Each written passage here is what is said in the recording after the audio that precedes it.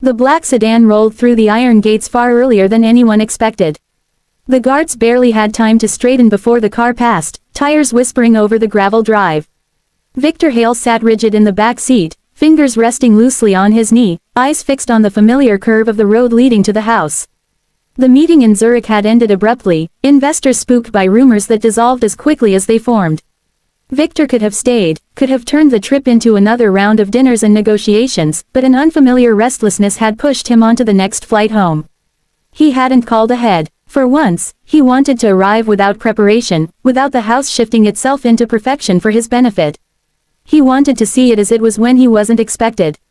The family home emerged from the early afternoon haze, pale stone glowing softly beneath a muted sky. Everything looked the same. Trimmed hedges, spotless windows, the fountain murmuring obediently in the courtyard. Too perfect. Always too perfect. Victor felt a faint, unexplainable tightening in his chest as the car came to a stop. The driver opened the door, but Victor waved him away and stepped out on his own. The air smelled clean, almost sterile, as though life itself had been carefully filtered before being allowed near the estate. He walked up the steps, bypassed the main entrance, and let himself in through the side door he'd used for years. Old habits, formed when this place still felt like a home rather than a monument to success. Inside, the quiet struck him immediately. Not the peaceful quiet of an empty house, but something else, tense, suspended. The kind of silence that came right before something broke. Victor shrugged off his coat and moved forward, his shoes echoing faintly against the marble floor. He noticed small details that didn't quite fit. A chair pulled out at an odd angle. A glass of water on the console table, untouched. The faint smell of antiseptic hung in the air, sharp and out of place, mingling with something metallic that made his stomach turn slightly. He slowed. From somewhere deeper in the house came voices. At first, he couldn't make out the words, just the tone. Low, urgent, a woman speaking too quickly, as if afraid of being interrupted. A man replying in a controlled murmur. Victor's first instinct was annoyance. He hated surprises in his own home, but that feeling dissolved almost immediately, replaced by a prickle of unease crawling up his spine. He followed the sound. As he approached the living room, he recognized Eleanor's voice. His wife rarely sounded like that. Eleanor was composed, measured, her emotions smoothed down like the edges of fine glass. But now there was strain there, a tremor that made Victor stop just short of the doorway. I told you this wasn't a good idea, she said, her words tight. Not here, not like this. A man answered, unfamiliar but calm. You said he deserved to know. I'm only holding you to that. Victor leaned closer, staying just out of sight. His pulse began to thud heavily in his ears. I meant someday, Eleanor replied. When I had time, when I could explain. You've had 17 years, the man said. How much more time do you need? 17 years. The number lodged itself in Victor's mind like a splinter. He frowned, trying to connect it to anything that made sense. His gaze slipped through the narrow opening of the door. Eleanor stood near the fireplace, her posture stiff, hands clenched together as if she were holding herself upright by sheer will. She looked smaller than usual, almost fragile. Opposite her was a man Victor had never seen before, tall, slightly worn around the edges, his coat still on as though he hadn't planned to stay long. And on the sofa between them sat a boy. Victor's breath caught so sharply it hurt. The boy looked about 16 or 17, his frame still carrying the awkward tension of adolescence. He sat straight, hands resting on his knees, eyes fixed on the floor as though he were afraid to look up. His hair was dark, his features strikingly familiar in a way that sent a chill through Victor's chest. No, he thought, that's impossible. As if sensing being watched, the boy lifted his head. Their eyes met. For a split second, the world narrowed to that single point of connection. Victor felt the room tilt, his vision blurring at the edges. The resemblance was undeniable, so precise it bordered on cruel. The same shape of eyes, the same intensity in the gaze, even the same faint crease between the brows that Victor had earned from years of relentless focus. It was like looking at himself decades earlier. Victor's hand tightened against the doorframe. His heart began to pound violently, each beat echoing with a single, terrifying question. What am I seeing? The boy's eyes widened slightly, confusion flickering across his face. He glanced toward Eleanor, then back toward the doorway, as if unsure whether Victor was real. The unfamiliar man noticed the movement and turned just as Victor pushed the door open. The soft click of the latch sounded thunderous in the still room. Eleanor spun around. Her face drained of color in an instant, her mouth falling open in silent horror. Victor. The stranger stiffened, jaw tightening, but said nothing. Victor stepped inside, the door swinging shut behind him. The air felt thick, oppressive, pressing against his chest. He tried to speak, to demand an explanation, but his throat refused to cooperate.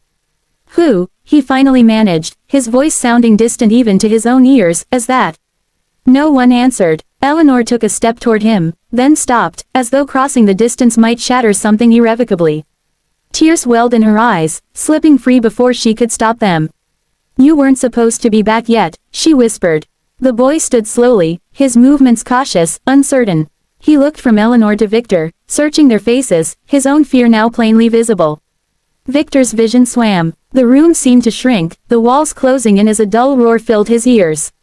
Every instinct told him to sit down, to hold on to something solid, but his pride kept him upright even as his knees threatened to buckle. The boy swallowed. "My name is Daniel," he said, his voice quiet but steady. I think you're my father." The words hit Victor like a physical blow. The floor lurched beneath him. He reached out blindly, gripping the edge of a nearby table to keep himself from collapsing. His chest burned, breath coming in shallow, uneven gasps. Years of control, discipline, and certainty cracked in a single moment. Eleanor sobbed softly behind him. Victor stared at the boy, at his son, and felt something inside him give way, the shock so overwhelming that for a terrifying second, he wasn't sure his heart would keep beating at all. Victor sat in the study, the weight of the house pressing in on him from every side. The room had always been his sanctuary, a place of decisions and dominance, of quiet victories sealed with ink and signatures. Now it felt custom, as if it no longer recognized him. The desk lamp cast a warm pool of light that did nothing to ease the cold spreading through his chest. The crystal glass of whiskey rested in his hand, untouched. He noticed, with detached curiosity, that his fingers were trembling. That alone unsettled him more than the revelation itself. Victor Hale did not shake. He had stood firm through hostile takeovers, market collapses. Threats whispered behind closed doors. But this had torn open something far more fragile than reputation or wealth.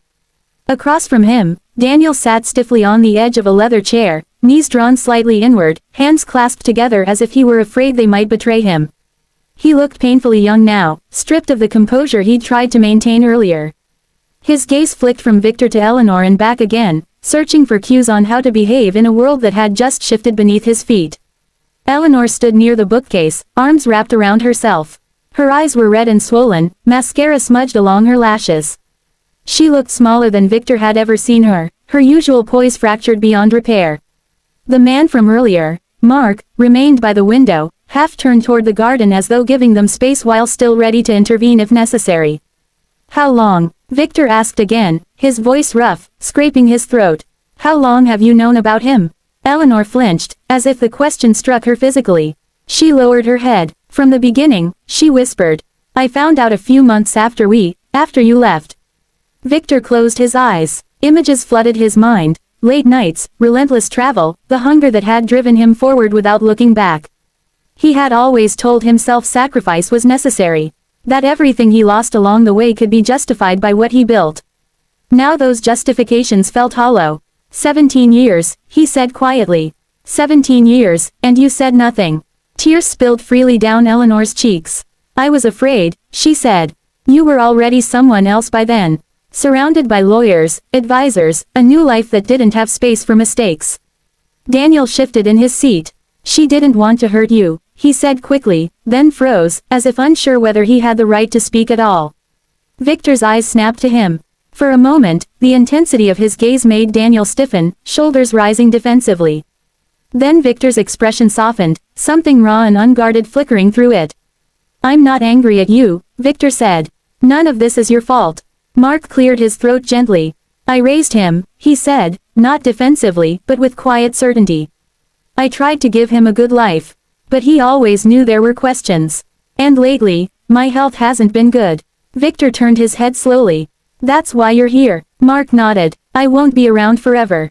Daniel deserves to know where he comes from. And you deserve to know he exists." Silence settled over the room again, heavier this time, layered with grief and possibility. Victor stood, setting the untouched glass down on the desk. His legs felt unsteady, but he forced himself to move. Each step toward Daniel felt like crossing an invisible threshold. He stopped directly in front of the boy. Up close, the resemblance was undeniable. The same line of the nose, the same intensity in the eyes that sharpened when he concentrated. Victor felt an unexpected ache in his chest, a strange mix of pride and sorrow. Daniel looked up at him, eyes shining with unshed tears. "I'm not here for your money," he said quickly, words tumbling over one another. "I just wanted to know if you'd look at me and see something familiar." Victor swallowed hard. He reached out, hesitated, then placed his hand on Daniel's shoulder. The contact sent a jolt through both of them, as though something long dormant had been awakened. Daniel inhaled sharply, but didn't pull away. "I do," Victor said quietly. "I see it." Eleanor let out a broken sob, pressing her hand to her mouth. Victor withdrew his hand and turned away, gripping the edge of the desk. He felt exposed, stripped of the armor he'd worn for decades. Yet, beneath the fear and shock, something else stirred, an unfamiliar sense of responsibility that had nothing to do with contracts or power. "You can't just disappear again," Eleanor said softly. "Not now." Victor nodded slowly. "I won't." He looked at Daniel once more. "I don't know how to be your father," he admitted. "I've spent my life learning how to control outcomes, not how to be present. But I won't deny you. And I won't pretend this never happened." Daniel's lips trembled. He nodded, blinking back tears. "That's all I hoped for." Mark exhaled, some of the tension leaving his shoulders. "That's more than enough for today." Victor glanced at him, truly seeing him for the first time, not as an intruder, but as the man who had stood in his place for years. "Thank you," Victor said, the words heavy but sincere. "For taking care of him." Mark inclined his head slightly. "He's a good kid." As the conversation wound down, the house seemed to breathe again, the oppressive silence giving way to something tentative but alive.